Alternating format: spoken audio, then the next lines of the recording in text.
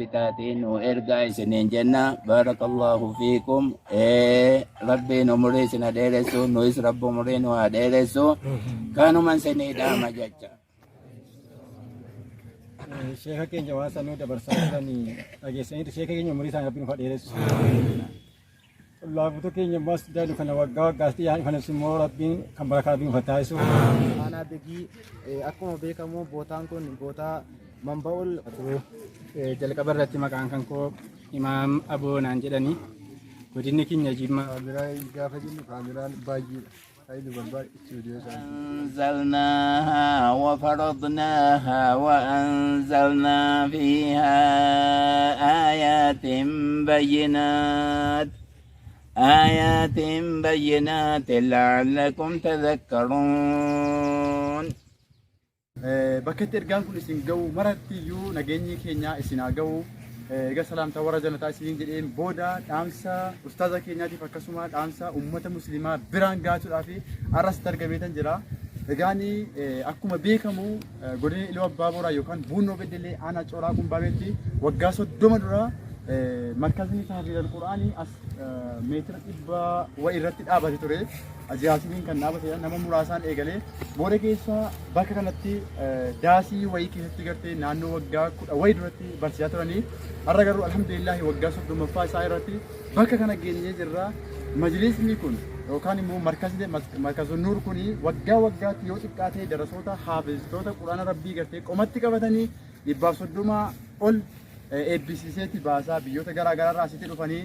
Egaan akkuma beekamu majlisni waggaa dheeraa qabu kuni waan isarraa eegamu hin hojjenne. Egaan akkuma beekamu bakki tokko yookaan majlisni tokko yookaan godinni tokko beekamuudhaa fi ga'een miidiyaan shoorri miidiyaan taphatu waan laaftuudha miti gartee. Ergama Rabbii alayhi salaatu wassalaam gaafa hajjatal wadaa maal jedhanii من كان منكم شاهدا فليبلغ الغائب. ما نتمنى لقاءك بالسلامة. اقرأ باسم ربك ما كهربي جبا ديني دوم اسلاما بكم سانجل كبا امندي بكم سانغ دابت جبا دينين كلام فالكا فركا كبا نمني سين ميسوتي كربي كبا حديث رسولا كان سند جبا امنتين اسلاما افان دامني كبا اكميتي كرا نمني باسي كبا أبانا قدتي فيلمي بجرى قبان رسولة جاري ديمي إيسان جبا كل جي جالو مسجد قبا تكان حفن قبان أجينا قدما نتمنى لقاءك بالسلامة.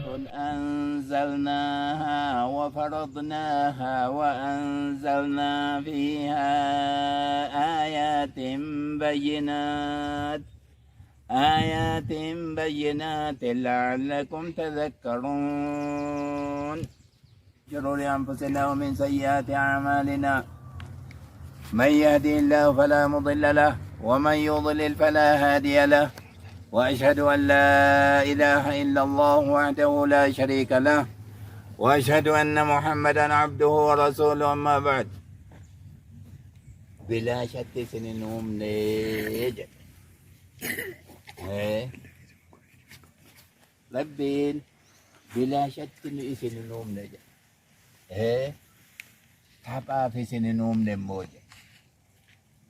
Rabbiin akka nuyi isa gabbarruu fi kan keenya in erge rasuula wamaa arsalnaa min rasuulin illaa bilisaani qawmih. Rasuula Rabbiin in erge bar afaanuma namicha isaa qawmii isaa sanaan erge. Afaan isaa san amma nabi Muhammadiin afaan Arabaatiin erge. Qawmiin hundinuu afaan kana jala bitamee afaan kana barachuu irraa eegamaadha diinii ofii beekuudhaaf.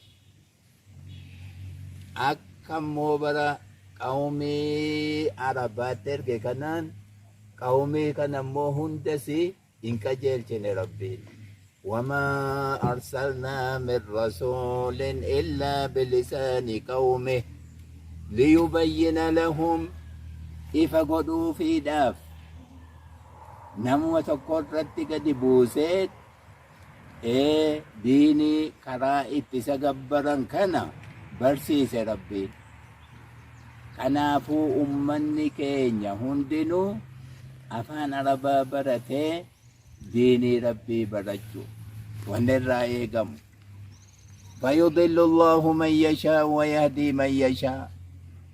afaan jaraatiin bu'uun arabaan afaan arabaatiin buusuun qajeeltuma fiduuf immoo hin danda'u laala. Qajeeltumni kan hiramu rabbii keenya irraa hiramu. Abbaa barbaade afaan arabaa barsiiseeti waan quraanni ta'e barsiisee qajeelcha ajamuma ta'eetiin. فيضل الله من يشاء. abbaa jedhe hin jallisa jedhe ويهدي من يشاء. arabaan buusuun quraana hunda arabaa qajeelchuun hin jiru jedhe rabbi. Arabaa hunda isaa qajeelchuun hin yaadamu. Maaliifi akka inni ifa godhuufi malee rabbiin kan keenya waan karaa ittiin isa gabbarru ifa nuu gochuudhaaf. Ifa gochuun immoo nama tokko erganii namichi sun afaan ofiitiin ummataaf ifa godhaa. Eegasii booda ummanni naannoo sana jiru namni lafarra jiru afaan arabaa beekee waan karaa ta'e waan karaan ta'in barata jechuudha. فيضل الله من يشاء ويهدي من يشاء. arabni hundi silaa qajeeleedhumaam kanan goone rabbii isii kan harka ofii galche abbaa fedhe qajeelche abbaa fedhe hin jallise. afaan jaraatiin bu'uun jara maziyyaa kennee fi niimaadhaan nurra hin caalchine jara. hidaayaan kan laalamu. فيضل الله من يشاء ويهدي من يشاء وهو العزيز الحكيم. سلا ربين كان كينيا ودو كان وجته هداية أركو في قل جودة به ظلمي دا جنان زريتو كتيك أجيل جيد إذا كان دي دا جنان هندي دا ربين كان كينيا مال جد أفانا رباتين بوسون قرآن kan jara qajeelchuun hin taane jara bicha kan qajeelchuun hin taane caalama laala liyakuuna lilcaalamiina nadhiiraa jedha. quraanni caalamatu ittiin buluu qaba. caalamni itti fayyadamuu qaba. kana hundi keenya wallaalleetu karaa irraa dogongorree akka ummata keenyaa fi akka ifa galchinu amma rabbiin nu barsiise quraana isaa nuti waggaa 1443 keessa jirra har'a. amma kana waggaa 36 eega makkaarraa baane waggaa 36 kana maasha Allah ijoollee biyyaa walitti qabnee dhiira dubartiin jennee barsiisaa jirra. amma immoo caalamni akka fayyadamuu fi masaaraa fi meeshaa kunoo amma caalamni kunoo ittiin dhagahu kana ummanni keenya kan garbii jiru kan sharqii jiru akka inni quraana kana baratee akka inni fayyadamuu fi wanni barbaannu ijoollee keenya ala jiranu eessa yoo haa ta'anu gargaarsa godhanii kaameeraa isa jedhamu kana akka nu gargaaranii ofii jaraatiifis immoo sadaqaa jaariyaa kan jedhamtu akka dabarfatanu yaanna. rabbi barakaa sinaa godhu. warra ala jirus rabbi barakaa nuuf godhu. rasuulli keenya akkana jedhe idhaa maata ibnu aadama inqaxa'a amaluhu illaa min thalaas. namni hoggaa du'e hojiin isaa hin dhaabbata jedhee bar waa sadii malee hadiisa muslimitti. sadaqatin jaariyaa jedhe eega namichi du'e kan sadaqaan hin duune sadaqattiin isaaf hojjataa teessu sadaqaa sanaa jedhe sadaqatan jaariyaa waqfii dhaga. kanaaf itti hirmaattanii waan darbu eega isin duutanii isinii darbu hojjechuu qabdu. ijoolleen duniyaarraa amma jirtanutti waa harkaa qabdanu nu gargaaraa isiniin jenna. barakaa rabbi isinii haa godhu. ilmi yuntafa'u bihi min ba'di. Eega namichi du'e ilmi nama fayyadaa ta'u. Kun egaa yoo kaameraadhaan darbe nuyiifis hin darbaa, isin warra hojjetatee darbeefis hin darbaa. Wawaladin saalih ilmoo saalih muhammasiin hin du'initti quraana barsiifatanii diinii barsiifatanii kan du'an waa sadii illaa min talaatiin jedhee nabiin keenya kan ifa godhe. Isii kanatti shaarrakaatii nus nu fayyadaa ofiis fayyadamaa isiniin jenna. Ijoolleen biyya alaa jirtanu amma dandeenyuun kunoo walitti qabnee ilmaan biyyaa barsiisaa jirra. Kun hundi Harargee, Jimma, warra ammaas dhufee jiru kun Walloo, Arusii kanaatu asitti barataa jira. Waggaa 30 keenya irra maashaa Allah jajjabaadhaatii nutti shaarrakaatii dabarfadhaa walis fayyadaa nus fayyadaa isiniin jenna. Mana keessan teessanii dhaggeeffatu. Assalaamu alaikum warahmatullahi ta'ala wabarakaatu. Hordoftoota keenyaa fi daawwattoota keenya nagaan keenya bakka jirtanitti isin haa ga'u. Har'a kan itti argamu Majlis Haji Yaasiin Markaza Nuur kan waggaa 30 dura asitti ijaaramedha. Egaan ergaa bareedaa ustaaza keenya Haji Yaasiin Abbaa Giddii irraa dhageessanii jirtanii xiqqoo immoo wanti ani isiniif himu Haji Yaasiin Abbaa Giddii waggoota 36 dura biyya Saawud Arabiyaa turanii achitti gartee ilmii guddaa barnoota guddaa galaana guddaa qabatanii dhufanii osoo bakka fedhan deemanii barsiisuu danda'anu osoo biyya sanatti immoo ammas barsiilaalaa biyya kan kootii barsiisee ilmii kiyya ummata kiyya dhaalchisuudha naaf wayyaa jedhanii Haji Yaasiin Abbaa Giddii waggoota 30 dura gartee gaafuma markazni kun dhaabatu Markaza Nuur kun as meetira 200 wa irratti asii gadi kanatti daasii wayii keessatti eegalanii baay'ee gada'an hawaasaa keessatti booda keessa asitti dhufanii Haji Yaasiin Abbaa Giddii waggaa waggaadhaan kan dhagaa turtanii egaan asitti waggaa waggaatti godina Iluu Abbaa Booraa aanaa Cooraa Qumbaabee yeroo ammaa godina Bunnoo Beddellee aanaa Cooraa Qumbaabeetti waggaa waggaatti kareedoo daandii haqafa gabaasa ture asi bakka kana jechuudha. Ilmiin bakka kanaa fuudhama garuu akka Haji Yaasiin jedhanitti akkasiis beektanu biyyi tokko beekamuudhaaf ilmiin tokko beekamuudhaaf namni tokko beekamuuf aanaan tokko beekamuudhaaf shoorri miidiyaan qabu shoorri kaameraan qabu waan laafteeti miti. Egaan dhaamsi isaan dhaamanis waa'ee kaameraati. Kaameraan masinni kun kaamera qofan barbaadu. Garuu ilmi isaanii kana ummata biraan ga'u sadaqatul jaariyaa gartee idaa maata ibnu aadama in qaxaa amalu illaa salaatii jedhee turan Haji Yaasiin. Egaan akkuma sanii sadaqaa jaariyaati namni gaafatu hunduu biraa hojii isaa wajjin garuu waa sadan isaan dubbatan keessa sadaqaa jaariyaati. Ati kaameraa bittee kaameraa kee kanaan immoo ilmi gaafa waraabnu namni si booda dhufu kan fagoo jiru irraa baratuu danda'a.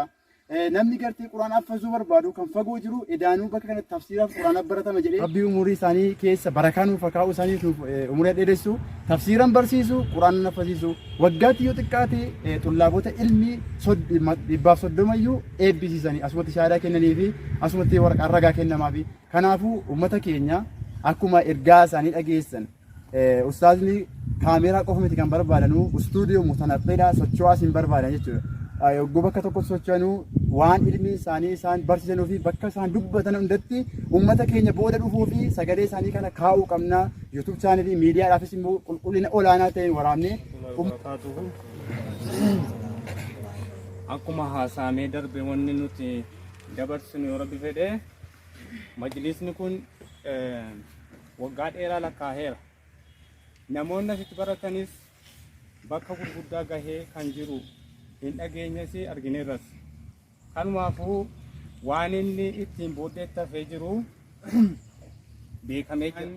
Bal'inaan dabarfame asirraa dhaggeeffatanii akka itti nuu hirmaatanuu hanqina jiru akka ammaan tana mootuu beekamee jiru nu akka nu guutanuu amma yaada itti yaadanii itti waan tokko itti yaannaan galma ga'a waan ta'eef namoonni asirraa waan asirraa darbu kana dhaggeeffatu yaada kana itti nuu kennee ka biyya keessaallee namoonni qabeenya qabanuuf waan ammaan tana bal'isnee madrasaa bal'isnaa yaada qabanu akka nu dhaggeeffatanii yaada kana ol fudhatanuu kaniin jedhuun iyyuu yaada gabaabinaan dabarsaa asuma irratti wabillahi tawfiiq wassalaamu alaikum warahmatullahi wabarakatuh. Alaikum warahmatullahi wabarakatuh. Sheekha keenya waan sanuu dabarsaa jiranii dhageessanii sheekha keenya umurii isaanii rabbiin ufa dheeressu. Laafuutu keenya ammas daanu kana waggaa waggaatti yaa'an kanas immoo rabbiin kan barakaa rabbiin ufa taasisu.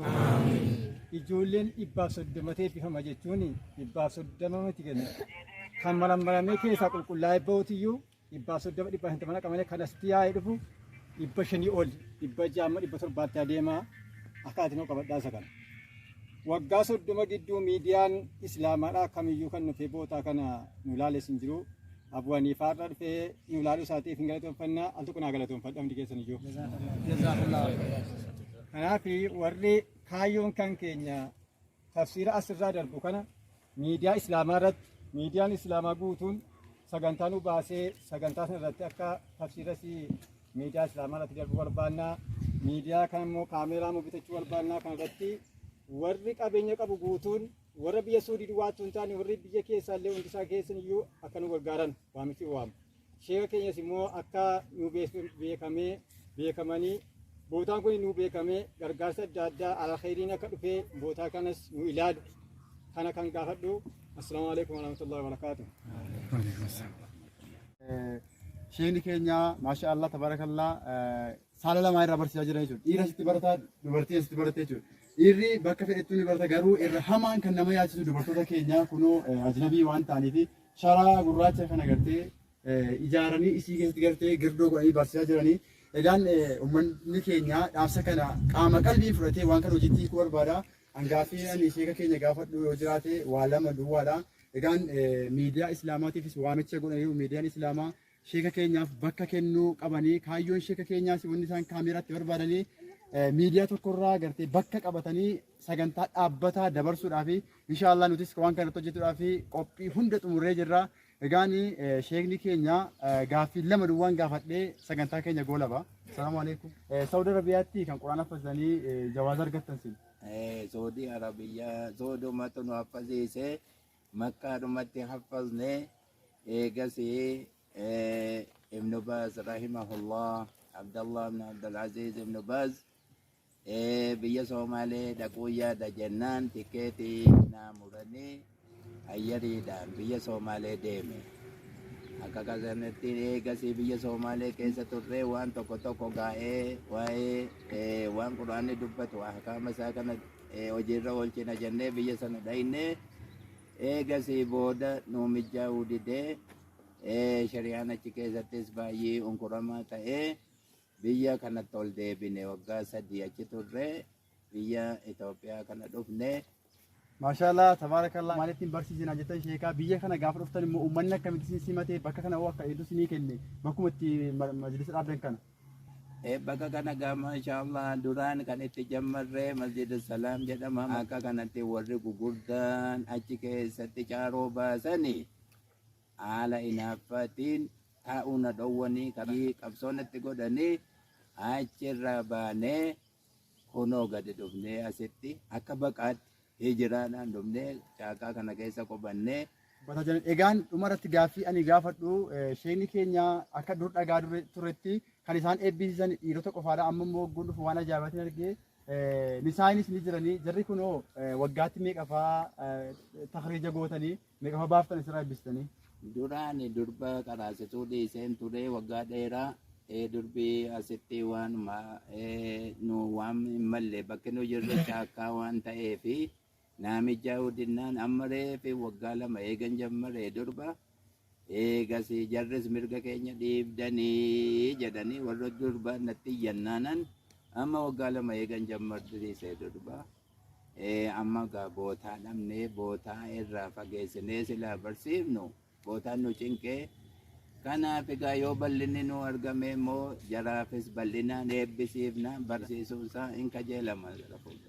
Inshaallah dhumarratti egaa miidiyaa isin waamicha gootanii fi amma dura immoo miidiyaan dhufee asitti isin dubbisee bakka ilmii kana isin waraabee uummataan yoo jiraatis nu kaasaa. Miidiyaan asii dhufee baay'ee manattis nu haasofsiisee miidiyaa daandii haqqaa kan jedhamtu kamii namni rahimahullah hafizahullah Hamzaa Booranaa dhufee nu gaafachiise lamaaf dabarse isii kana gaa hunduu dhagahee gurra keessaa qaba. Hamzaa kana rabbi isaa tiksu jenna inshaallah. Egaan daawwattoota keenya ergaa ustaaza keenya majlisa kanarraa isinii darbaa jiru isin biraan geenyerraa amaanaa isaan nutti dhaammatan nuti isin biraan gahudha. Hojiitti kun immoo isinirraa yoo egaa qabarratti maqaan kan koo Imaam Aboonaan jedhanii godinni keenya Jimmaa aanaa Sigimaa irraati. Achirraati kanan bakki aan jiru kuni Bunnoo Beddellee akka godinaatti aanaan isaa immoo Cooraa Qumbaabee kan jedhanu. Bootaan kun manba'a ilmiiti, manba'a quraanaa fawqa sab'a samaawaati fi gadi buufame waan ta'eedhaaf halaqaa Sheek Hajii Yaasiin Abbaa Giddii bakka jedhanudha kanan jiru ayyan. Akkanuma akka beekamu akkan itti dhufee hiriyoonni kiyyaa ijoolleen ana biraa kan duraan dhufanii asitti haffazanii galanii ummata ofiidhaa tajaajilaa turan waan jiraniif ummata kiyyaa fi ofii kiyyaafis rabbiin biratti itti fayyadamuun barbaada jedhee kan dhufee jira jechuudha. Wanni hani dhaamu dhaamsi kiyyaa akka hanqinaatti wanni han fudhadhu halqaan kuni halqaadha jedhame malee yookaan markaza jedhame malee markaza pirootikaalii isaa guuttate miti waan ta'eedhaafi namni rabbiin dandeettii isaadhaa isatti kennee jedhee utuu bootaa ijoolleen yookaan immoo darasoonni qiraatii kana qaraanu quraana kana haffazanu bakka jarri jiraatanu bakka jarri keessa taa'anii quraana kana mataa jaraa nageenyaan ittiin haffazanu utuu ijaarmaan isaadhaan ijaarameefin jedha. Walumaa galatti wanni markaza kana ilaallatu wanni guute hin jiru.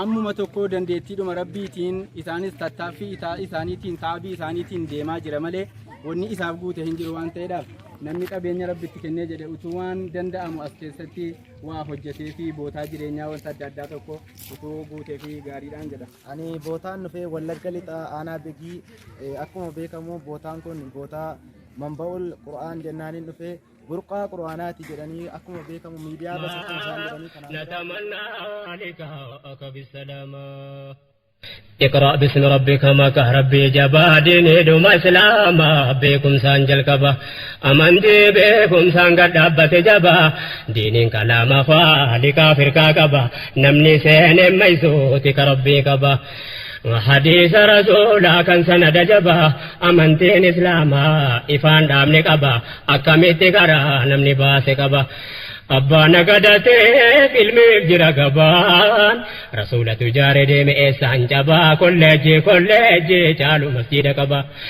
تكان حفني قبان أجينا قدما نتمنى والكاك بالسلامة وهي مسجد هر لا تلالمو حكمان نكبو همنا نجرمو بيرومو من توني ولتكبمو والقهي قياتي يرو شواممو بكروهم مؤمنا اتلهنجفمو من رجالوني كيستو مشمو كل جي رسولاتي كان زبنكمو بكا وانتين تاني هنتو جرمو أكستوري مسجد كان سينان نهمو من أهبل من كيسة تجارمو بكا وانت خيري واليادة تشيفمو بكا سمو رفيت دمي فمو مد بكم ساتي ورابتنمو من نمني كرا مكتي قرفمو من نمني فنجل اتدنينمو علمي دنيا آخرا كيسة ورابمو كان يومو زبنا هندو ما